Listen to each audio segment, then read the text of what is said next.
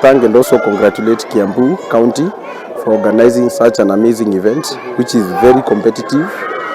Actually not the way I thought. My swimmers are facing this serious challenge, even though they are doing good, but the level of competition is quite well, and I'm quite sure they are going to improve over their times. We need to look at the times of all the events we have had and select the best that have participated in our series during the year.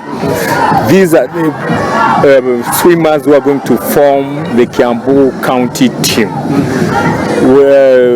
Why are we forming this team? Number one, we want to have a team that consistently trains together to represent Kirabu County in national and international events. As it is, we can see a very bright future moving forward. For the fact that now with the sponsorship coming in, we expect to do more when it comes to our programs and all that.